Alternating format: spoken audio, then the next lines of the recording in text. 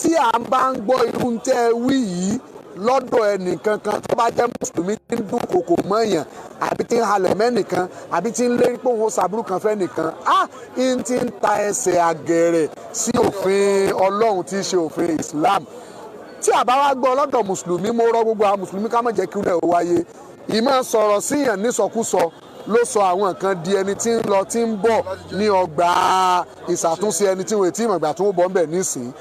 Torí àwọn tó ń wò wá àtàwọn tó wà ń kóòtù tó fẹ́ gbọ́ pé kí ni kóòtù fẹ́ ṣe, a gbọ́dọ̀ ṣe justice fún wọn. Complainant tó gbẹ́jọ́ wá bóyá ẹjọ́ àbòsí ló wá rò, a gbọ́dọ̀ make sure pé a ṣe justice láàrin yẹn. Defendant náà tó ń rojọ́ mọ́ lẹ́sẹ̀, a gbọ́dọ̀ ṣe justice ká gbé yẹ̀wò fínífíní igbe ṣé wọ́n parọ́ ni àbóòtọ́ náà sọ. That is why tí kóòtù fi ní òun ò ní fún wọn ní déètì tó gùn, òun fún wọn ní déètì tó súnmọ́. Dédé àsìkò yìí ẹ ti káàbọ̀ sórí ìkànnì Wo TV náà tàbí máa ń gbé wá fún yín lọ́lọ́kan ọ̀jọ̀kan èní èyí. Ẹ ti wá mọ̀ ìgbé bẹ́ẹ̀ bá ti fojú kàn mí lórí ìkànnì Wo TV, àrà ọ̀tún àrà ọ̀tọ̀ òun náà lòun tá a tún gbé dé. Kí wá lóhun àrà, kí ló wọ ọ̀tún ọ̀hún, ẹ má gbọ́ lẹ́nu mi o. Ẹ jẹ́ ká ṣe báyìí, ẹ jẹ́ ká jọ wọ yàrá lọ ká lọ wo fọ́nrán yìí níbi tí àlàyé wà lẹ́kùnrẹ́rẹ́ ohun tẹ́ ẹ fẹ́ gbọ́ àti tẹ́ ẹ fẹ́ rí àti gbogbo ìtẹ́fẹ́ ń pátá òun ló ti wà nìṣẹ́pẹ́ ó ti yá ẹ jẹ́ àjọ lọ gbọ́. Lọ́yà US imam. Assalamu alaikum.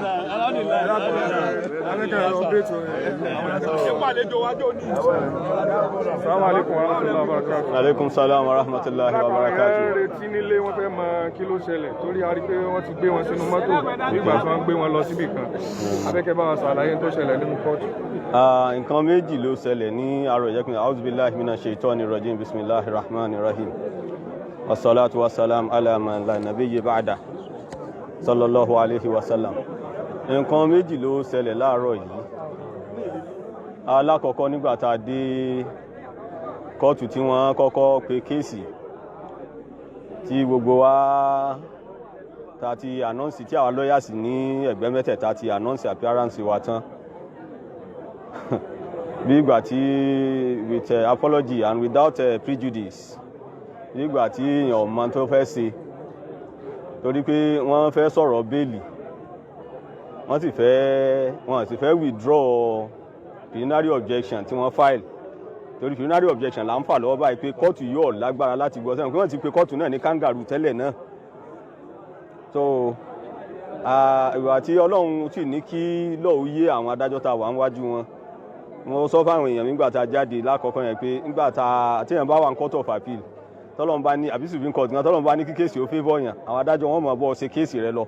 ìwọ kàn jókòó ni torí lọ́ọ̀yà tó ni wọ́n put to task. So àwọn kóòtù gangan ni wọ́n ń béèrè question lọ́wọ́ wọn pé èwo lẹ fẹ́ ṣe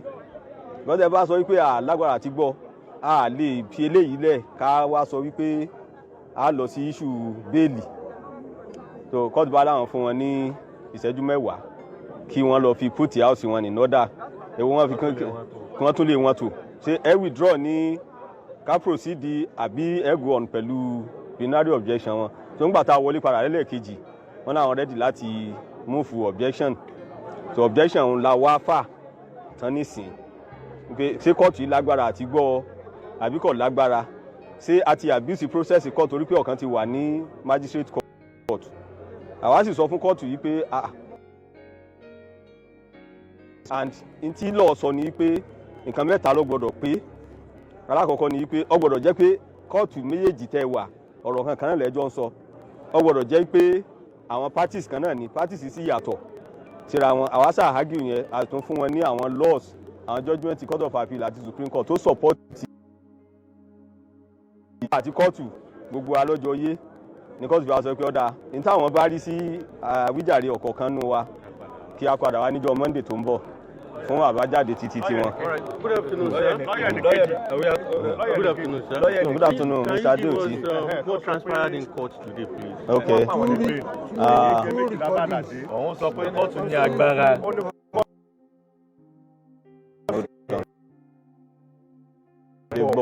Báwọn bá wá decide pé báwọn lágbára láti gbọ́ àwọn ìṣòwò àwòpẹ́ káyà fún wọn bẹ́ẹ̀lì o àbí ká má fún wọn. Ọ̀rọ̀ àwọn lọ́ọ̀yà méjèèjì yàtọ̀ síra wọn. Ẹnì kejì tó dún fẹ́ni kejì ó sọ fún court pé ká dákun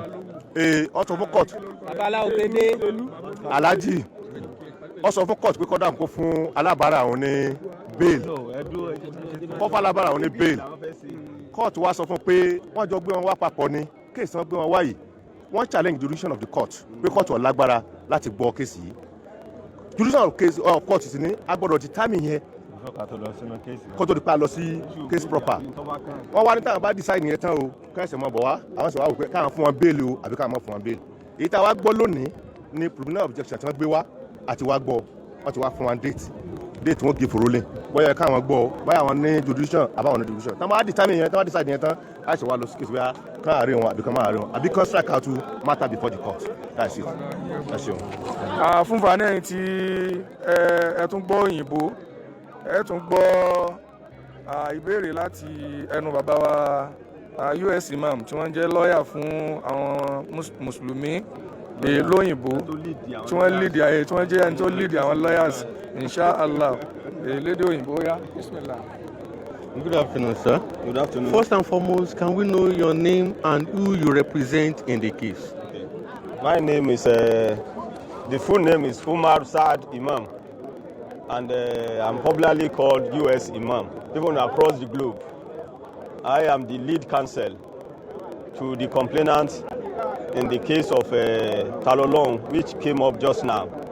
All right. Can you guys give us a very brief recap regarding what transpired in court? Well, two things happened this morning because the court sat two times. The first time we entered the court, after the counsel to the both parties have announced their appearance to the court, the lead counsel to the first defendant, which is Talolong, raised the issue of the bail of his clients. And well, in law, I said it to some of my colleagues this morning that when a case is in your favor, the court will continue in doing the case for you. You just sit down because where you made the court that knows the law. So the court took up the counsel that now you have your objection before us. That is before the court. And now that you are talking of the issue of arraignment or bail, what do you want us to do with your preliminary objection? Because the preliminary objection is just like tying the hand of the court, that the court cannot do anything in respect of the case until that issue is finally determined and concluded. So the counsel wouldn't know what to do, with great respect to him, and the court gave them a stand down for 10 minutes to go and put their house in order. So on the resumption for the second time, they decided to proceed with the plenary objection, and the plenary objection has been argued. So the court has adjourned till next week, Monday, 11 September, for ruling whether the court has jurisdiction or not. So it is from there that we are going to know what will happen thereafter. To another court. Okay, sir. That is the magistrate court. Now, can you shed light on, because there was a particular aspect where you were asking court, to award costs and all of that. Can you shed more light on that? I said because we are an application fails, particularly at the higher courts, starting from the High Court to Court of Appeal up to Supreme Court. Even without asking, these courts do award costs. But in this case, the application for costs was just by the way, even though it could go at times. But that is because our conclusion was that the application itself is frivolous and baseless. And therefore, if the court decides to agree with us and strike out the case, then the appropriate thing is to give us costs. Because a lot of time has been wasted and a lot of energy industry has been put in whatever we have filed before the court. All right, not to preempt the mind of the court anyway, okay. But we have the case at the upper area court, that same charges at the magistrate's court. Okay. Looking at the face of the law, okay, which one will go for what? Well, our argument, and if you are, I don't know if you are in court, our argument was that we don't agree. That is, as counsel, I mean plural this time, as counsel to the complainant, that the two cases are one. we don't agree to that. And that is our argument, that one, the parties are different. In that of the magistrate's court, the nominal complainant, the main complainant is the commissioner of police, while the nominal complainant is the proud sons and daughters of Ilorin Emirate, known as Ogo Ilorin. So the issues, they are not even the same, but they seem to be the same. The charges? There is no charges here. Okay. The court corrected the counsel there. That what we have here is just a complaint. We call it direct complaint, which is allowable in law. So what the mistake some of our colleagues outside the jurisdiction are making is that if you are going into another jurisdiction, you need to study their law. Here, there is a room for direct complaint, particularly here in the north. Going by our Administration of Criminal Justice law of Kwara State 2018,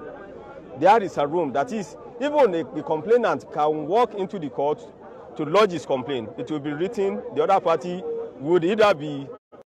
or arrested. So either way, once the as refers to whether they are the same, we don't agree, and that has been our argument. Then another of our arguments is that if at all there happens to be an abuse of court process, then the first in town would stay, while the second one would have to go.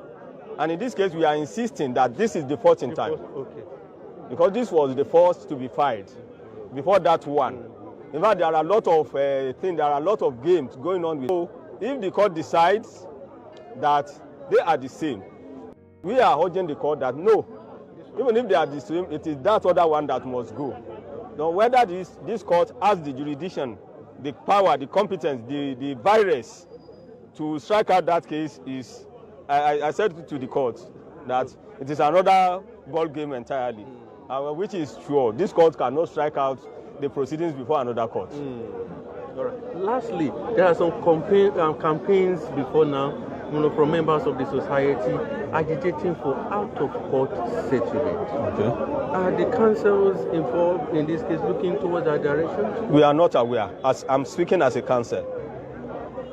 we are not aware. Or if such is presented to you, will you? It is allowed. Even the court can raise it.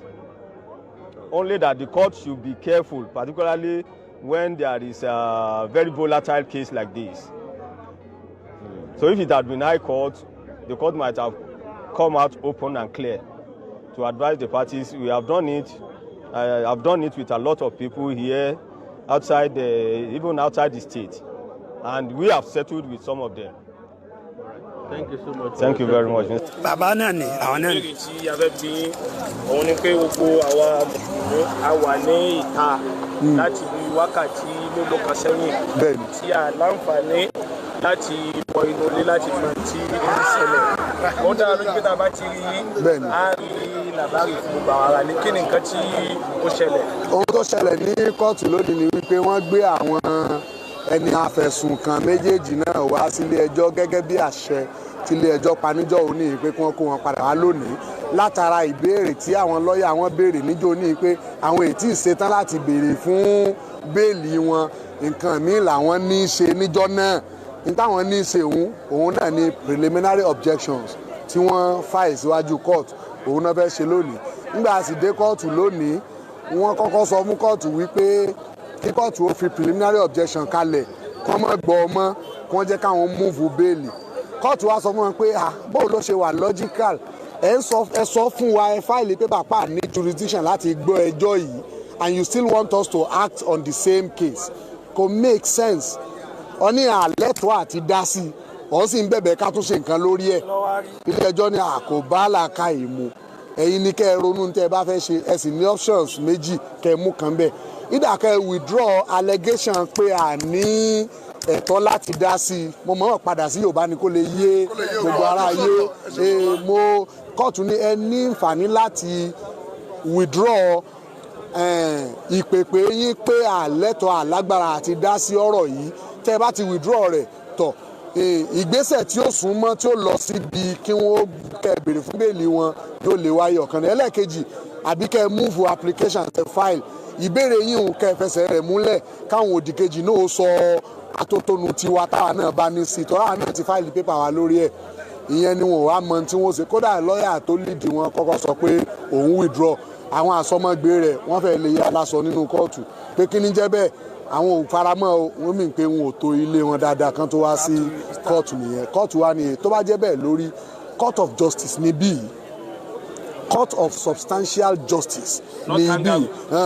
court of substantial justice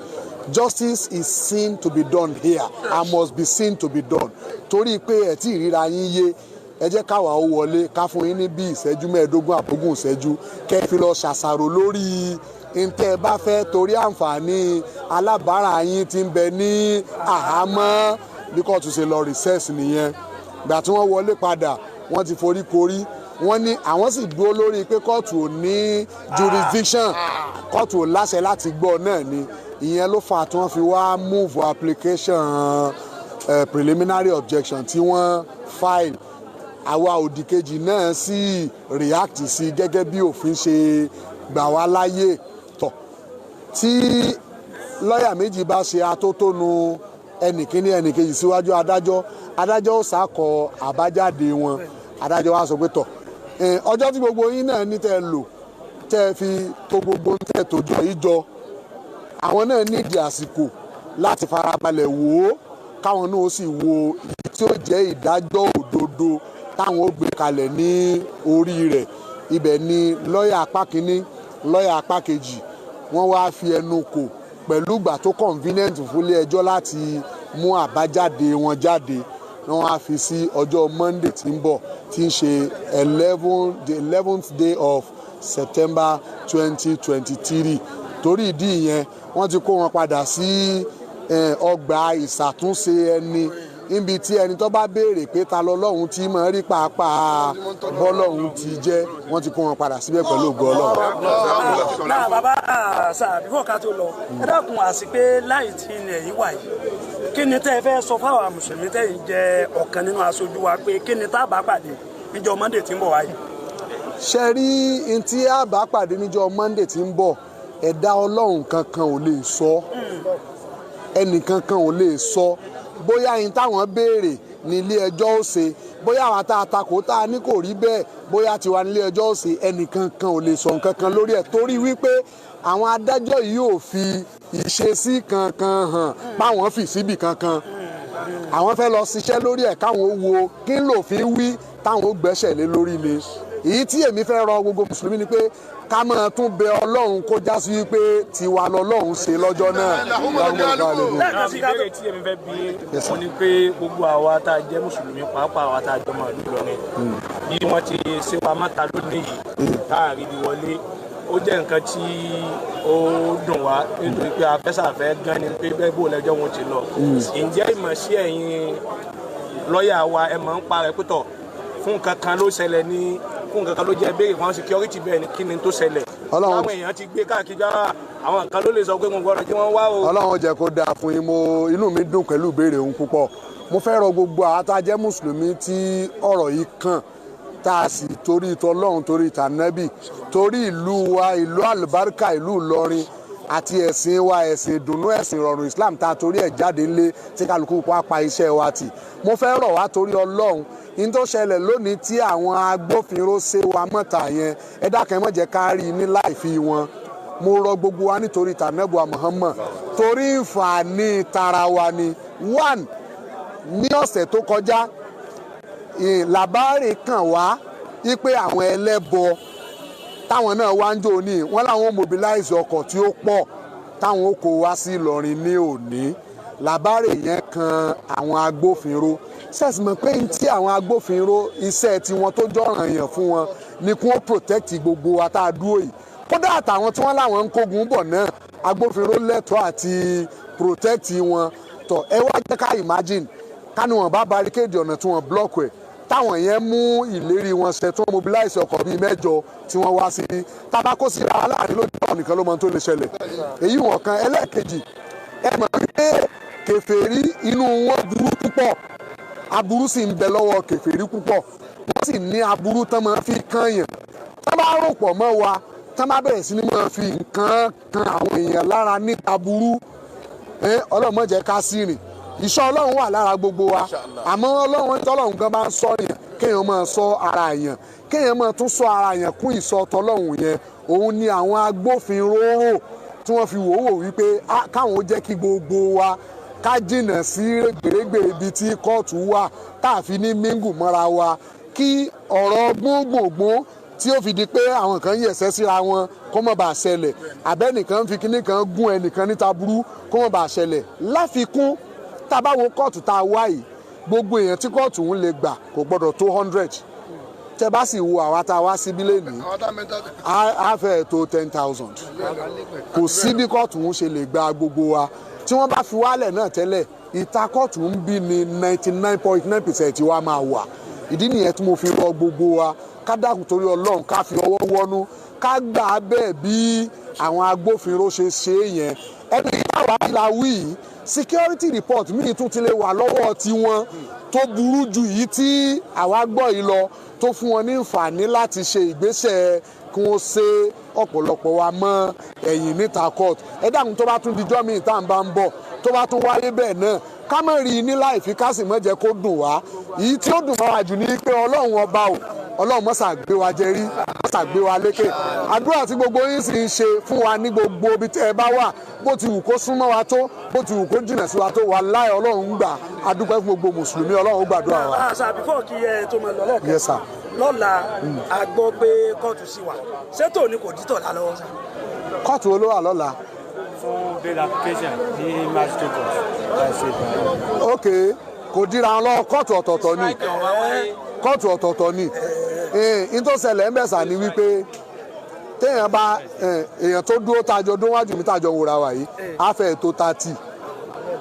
àjù bẹ́ẹ̀ lọ àwọ̀ 100 báyìí. tọ̀ tí mo bá mú ẹnì kọ̀ọ̀kan yín bú ní kọ̀ọ̀kan tí mo bá yín ló kọjẹ́ ní kọ̀ọ̀kan lápèjúwe kálukú yín lẹ́tọ̀ọ́ àti lọ kóòtù tó bá wu kálukú yín láti pè mí lẹ́jọ́ tí ń túmọ̀ sí pé mo lè máa jẹ́ ẹjọ́ 200 èèyàn bẹ́ẹ̀ ni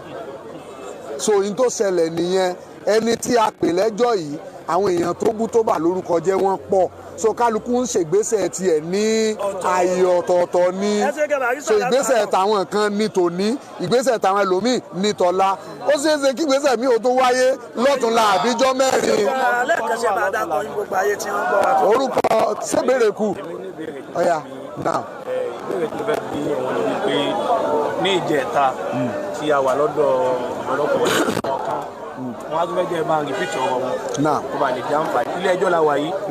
ẹ wá pípa wá sí mọ̀ràn pé dátà ti di ọ̀fẹ́ android phone ti di pọ́ńtọ̀ kálukú sọ tó bá wù so ní òní yìí a gbọ́ oríṣiríṣi àwọn ọ̀rọ̀ tí a gbọ́dọ̀ lè máa dákọ̀ ẹlòmíín búyàn ẹlòmíín sọ pé òun ṣe kíní kan fún yàn ǹjẹ́ ó tọ́ fún ọmọ èèyàn àti mùsùlùmí àtẹni tó bá léwu kó lè jẹ́ láti lè máa dúnkokò ọ̀rọ̀ mọ́ yàn lójú yàn àbí láti lè máa nà ká ìhàn lè mọ̀ sí ọlọ́kankan bẹ̀ wọn. èyí tí ó ṣẹlẹ̀ ní pé ẹ jẹ́ n kọ́kọ́ draw line of demarcation láàrin mùsùlùmí àtẹni tí èsè mùsùlùmí àwa mùsùlùmí àti ẹ̀sìn wa ẹ̀sìn tó lófin ni tó sì ní ààlà ẹ̀sìn wa ti ṣàlàyé kí ló lè hù níwà sí ẹ̀dá ẹgbẹ́ rẹ kódà ẹ̀dá ẹgbẹ́ rẹ tí èsè mùsùlùmí ìsìláàmù ṣàlàyé bó o là á ti hùwà kí ló lè sọ kí ló lè ṣe ìsìláàmù regulate ẹ̀ ó sì benchmark ẹ̀ ó fi ààlà sí gbogbo tí mùsùlùmí gbọdọ̀ ṣe so tí à ń bá ń gbọ́ irú tẹ́ wí yìí lọ́dọ̀ ẹnìkankan tó bá jẹ́ mùsùlùmí tí ń dúnkokò mọ́yàn àbí tí ń halẹ̀ mẹ́nìkan àbí tí ń lérí pé òun ṣàbúrú kan fẹ́ nìkan ń ti ń ta ẹsẹ̀ àgẹ̀rẹ̀ sí òfin Ọlọ́run tí í ṣe òfin Islam tí àbá wá gbọ́ lọ́dọ̀ mùsùlùmí mo rọ gbogbo àwọn mùsùlùmí ká má jẹ́ kí rẹ̀ ó wáyé ìmọ̀ sọ̀rọ̀ síyàn nísọkúsọ ló sọ àwọn nǹkan di ẹni tí ń lọ tí ń bọ̀ ní ọgbà ìṣàtúnṣe ẹni tí wọ́n ti mọ̀ ìgbà tó ń bọ̀ ń bẹ̀ nísìn táwa mùsùlùmí bá sọ̀rọ̀ níbi yẹn ká tẹ̀lé òfin Ọlọ́run tí ń regulate tí àgbà mùsùlùmí à ní nǹkan kan tí à ní ìfẹ́ inú kankan tá a lè ṣe jọ́tò yẹn máa ti gba Islam àbí tó bá jí tó bára ẹ ní mùsùlùmí báyìí ò nífẹ̀ẹ́ inú kankan tó lè ṣe bọ́lọ́run àtànábì bá ti ní kó o ṣe ṣe ló ṣe gbọ́dọ̀ ṣe téèyàn bá ti gbé ẹsẹ̀ kó ń bẹ̀ ó ti tàpá sí ìgbàgbọ́ Islam tó dólé lórí nìyẹn tá a bá wá rí inú ẹni tí èsè mùsùlùmí ti bá ń sọrú ẹ̀ bóyá àwọn lè má ní òfin kankan tí ń regulate ibò láti lo ayé tí wọn ò bá wá ní tí wọ́n bá sọ̀sọ́kúsọ sí yàn tí wọ́n sì ṣèṣekúṣe Nàìjíríà tó kó gbogbo wa pọ̀ ó lófin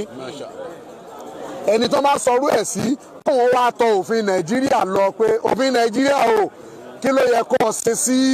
ẹni tó bá hurú ìwà báyìí sí mi òfin òun lẹ rí tí ń ṣiṣẹ́ lọ́wọ́ lórí àwọn tí wọ́n ń lọ tí wọ́n ń bọ̀ ní ọgbà ìṣàtúnṣe ẹni báyìí ẹlòmíì náà tó bá rò wípé dátà dọ̀pọ̀ lóòótọ́ Android dọ̀fẹ́ social media sì ya pọ̀ ń tọ̀ o lè máa sọ ohun tó bá wù ọ́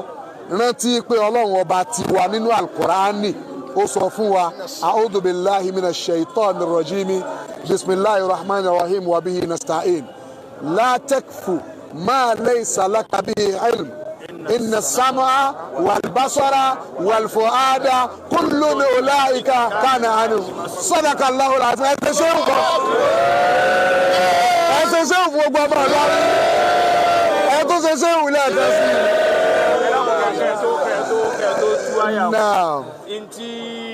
inú gbogbo mùsùlùmí ń dùn sí báyìí ni pé sílú Ọlọ́run ò sílú dá wa sí. àmín Ọlọ́run já sílú yá. ó dùn mọ́ wa bí ó dùn mọ́ wa. ó dùn mọ́ wa. alhamdulillah. àwa ní àwọn lọ́ọ̀yà tí eri wọn pé bẹ́ẹ̀ a sì ní àwọn adájọ́ tó jásí pé wọ́n máa ń dájọ́ wọn pẹ̀lú tọ́lọ̀ ń bá wí àti tí ànábì wí. àwọn àkùrá yìí lọ tó fà eri lẹ ti fàáfà. bẹ́ẹ̀ni àjẹbínú. abawa wakunna unasan qabla ghazwati warithna al-ghina wal majda min qabla akbar. kó tó di pé àwọn àbáyé di lọ́ọ̀yà kan tó wá ṣe pé à ń wọ aṣọ funfun. à ń tí ń jẹ nǹkan. wọ́n ti ń tó jẹ́ tó sáyé tó sọ̀rọ̀ à ń tí ń jẹ ká tó wọn jẹ́ lọ́ọ̀yà. ìmọ̀ jẹ́ lọ́ọ̀yà kó mọ̀ bá àfilọ̀kulọ̀ lọ ìsìlámù ló já mọ̀ lọ́ọ́ ṣe lọ́ọ̀yà a ní níta ń jẹ́ ká tó mọ̀ jẹ́ lọ́ọ̀yà. inna sam'a wal basara wal fu'ada kullun ulaika ana ntí ọba kàn ọ́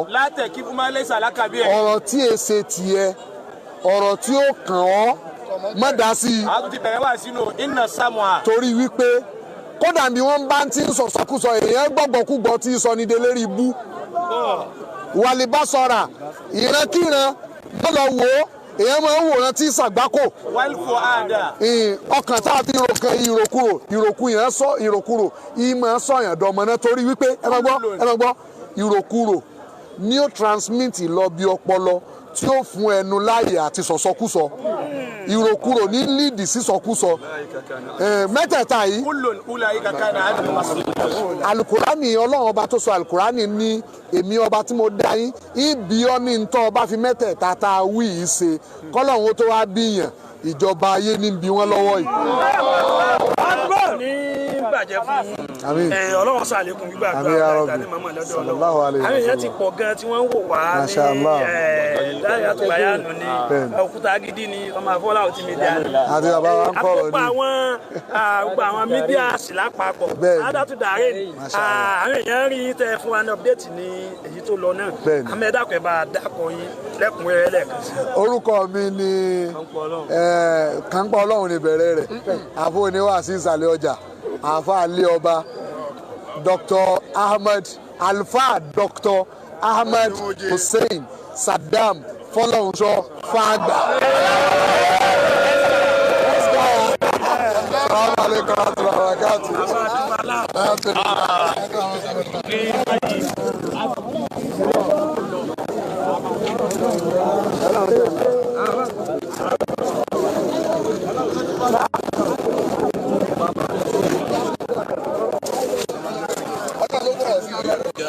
Bismillah. Ya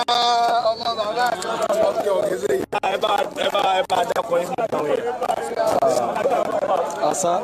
Assalamu alaikum wa rahmatullahi wa barakatuh. Alaikum salam de la ẹ bá dákọ yín. Orúkọ mi ò yí padà èmi ni orúkọ mi jẹ́ Abdulkadri Adémọ́lá Bọ́lájí.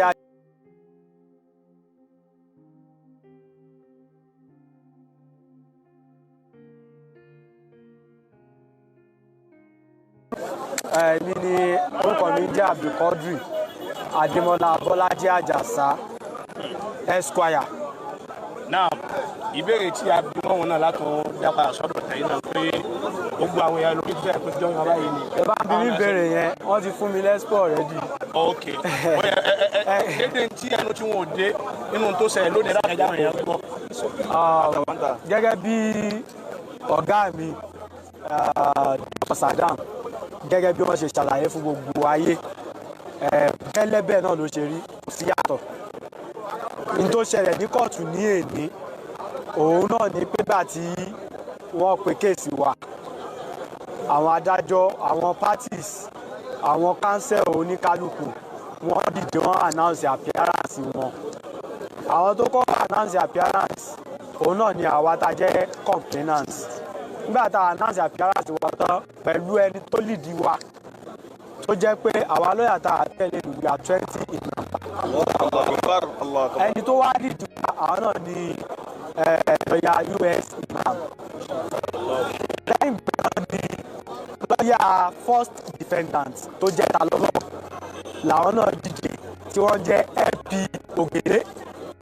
wọ́n àpẹ́ pẹ̀lú àwọn èèyàn méjì fúnra wọn ó jẹ́ àwọn mẹ́ta fún ta lọ́wọ́ lẹ́yìn náà ni lọ́yà Alhaji Adégòkè àwọn bá ṣe second defendant tó jẹ́ bàbá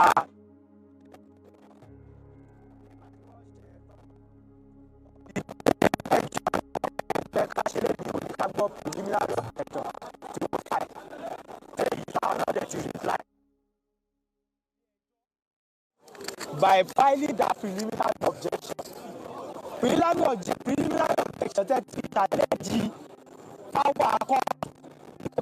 ní agbára láti gbọ́ kéèsì yìí gangan in its entirety. ó ní pé àwọn withdraw mọ́ àwọn fẹ́ go on so àwọn fẹ́ move application wọn continue if that is the case kò sí problem go on wọ́n dẹ̀ move application wọn fún PO wọn gbàdán move ẹ̀ àwa tá a jẹ́ lawyer fún complainant àwa náà based on the counter affidavit 35 in response to their PO àwa náà a move tiwa so a dẹ̀ try láti join issue pẹ̀lú wọn so after tá a ṣe yẹn kóòtù ní kí ni bàbá lọ́yà bàbá Tèdè kí làwọn náà fẹ́ sọ lọ́yà bàbá Tèdè sọ pé kóòtù ní jurisdiction kóòtù lágbára láti gbọ́ kéèsì yẹn ìgbé lọ́gọ́dí ti tòun òun ò challenge authority court so ìgbà tó wá gbọ́ application ọ̀tún àtòsí tán kóòtù ṣẹ̀ṣẹ̀ wá adjourn fún ruling application yẹn ìpè ṣeré lóòótọ́ lòun lágbára àti gbọ́ kéèsì yìí àbó òun lágbára náà fi wá adjourn sí on the 11th of September tó jẹ́ ọjọ́ Monday tó ń bọ̀ wáyé kóòtù wá jẹ́ kó yé wọ́n pé àwọn wà fún gbogbo èèyàn àwọn ò wà fẹ́nìkan because justice is not for only one person it's not for complainant alone it's a three-way traffic justice is a three-way traffic justice for the complainants justice for the defendants and justice for the society at large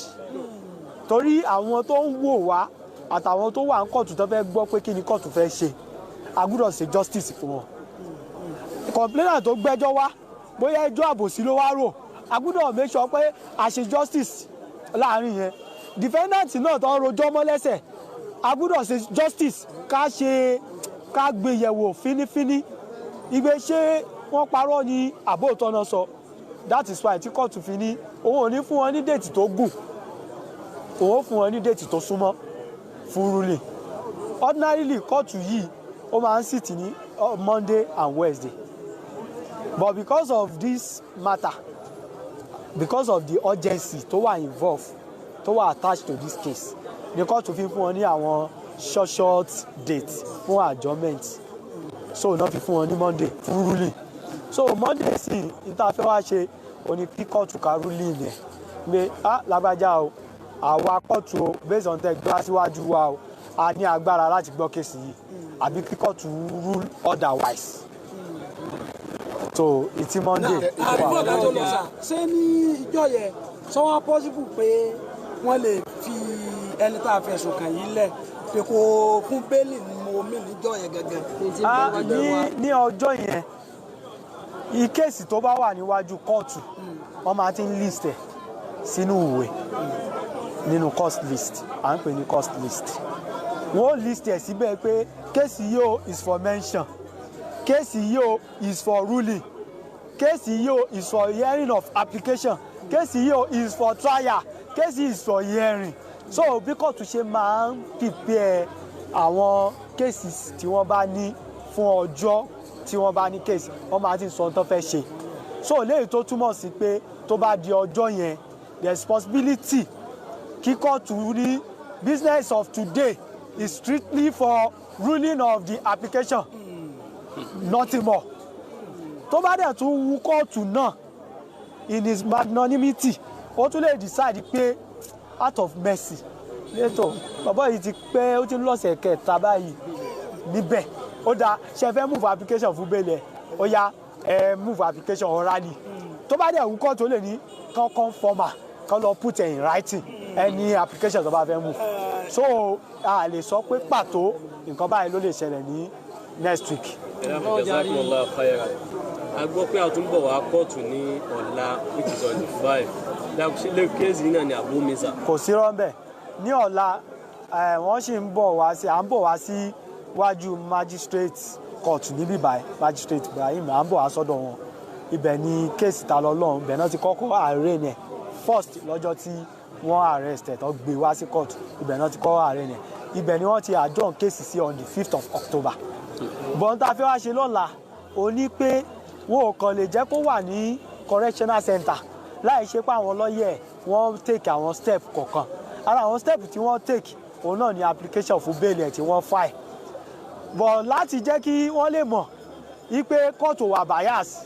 kóòtù fún wọn sí kò fi déètì hearing of that application kò fi sí on the 5th of October yẹn kóòtù bá wọn sún mọ́ ìtòsí yányán ni kóòtù fi bá wọn fi déètì yẹn sí on the 5th of September which is ọ̀la ipe kí wọ́n á move bail application ta lọ lọ́hùn ipe àwa náà dẹ̀ ti fáìlì àwọn prosecutor counsel àwọn náà ti fáìlì counter wọn to that effect so lọ́la ń sìn àwọn máa move application àwa náà máa counter àwa fi ìyókù lẹ̀ sọ́wọ́ adájọ́ kí wọ́n wá decide bóyá wọ́n fún ní bẹ́ẹ̀lì àbí wọn ò fún ní bẹ́ẹ̀lì ó lè ṣeé ṣe kádájọ́ kó rúùlù lọ́la wípé àwọn fún ní bẹ́ẹ̀lì lọ́la ó sì lè ṣeé ṣe kádájọ́ náà àwọn tún reserve rúlé àwọn di ìgbà báyìí kí wọ́n tún fún wọn déètì mi so èyí tí ó bá jẹ́nu méjèèjì àti mọ̀. ẹ ṣe gàṣà ẹ bá dàpọ̀ ilé ẹ̀kan sí. ẹlẹ́kùnkẹ́ tó lọ dákun ní bẹ́ẹ̀lì ìtọ́lá yẹn ṣé èyí wo yóò dà tí ní àbí yóò. tí wọ́n bá fún ní bẹ́ẹ̀lì ní ọ̀la kò lè dá kéèsì ti èní inú wọn ò lè filẹ̀ lọ́la látara yìí pé ó sì ní ẹjọ́ kan bí kóòtù kan náà ti ní ká lọ dá padà sí rìmáǹdì di Monday tó ń bọ̀ wá kó àtọ́ bá fún ní bẹ́ẹ̀lì lọ́la wọn ò ní filẹ̀ wọ́n perfect bẹ́ẹ̀lì bẹ̀yẹn ni quite alright wọ́n perfect ẹ̀ so that wọ́n wàá dá padà sí rìmáǹdì covid next week Monday tí wọ́n fi gbọ́ títí bíbá ẹ̀ so after gba títí bíbá ẹ̀ bá tó decide táwọn náà bá tó fún ní bẹ́ẹ̀lì tiwọn ló tó free. lọ́yà wa ẹ má jẹ́ kí gbogbo aráyé ó gbọ́ ẹ́sìpó ìtẹ̀ ẹrú yìí ni ó ti tó bá ní. ẹ bá dá kọyín ká máa wọlé lọ. so lẹ́ẹ̀kan sí orúkọ mi ni Abdulkadri Adémọ́lá Abọ́lájí Àjàsá Esquire.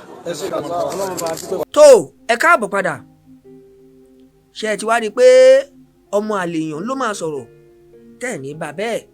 níléeṣẹ́ kan ní Wo TV à ń jẹ́wọ́ fún yín pé ọmọ ọkọ là wa àwí bẹ́ẹ̀ a sì ṣe bẹ́ẹ̀ òun rèé ojú ọbẹ̀ òun làwo òun náà ni ó fi gbọbẹ̀ o kò wá ní jù báyìí lọ lórí ètò fún ti sáàyè àwa ń lọ àwa ń padà bọ̀ ẹ máa bá mi láìkì ẹ máa bá mi ṣíà kí wọ́n gbọ́ wá káàkiri àgbáńlá ayé pé ìkànnì Wo TV níbẹ̀ náà ni àti ń ṣe bẹ́bẹ́ títí wá dìgbà míì táwọn ìjọba máa fojú rinjú lórí ìkànnì bákan náà Àdìgún olódodo ràwọ̀ ni mò ń jẹ́ èmi lọ́mọ ń padà bọ̀ tó ẹ̀yin náà ẹ ṣe tó yẹ kẹ́ ẹ ṣe ẹ má kó lórí ìkànnì Wo TV nítorí pé àwa la ní pẹpẹ ètò ó di lábọ̀.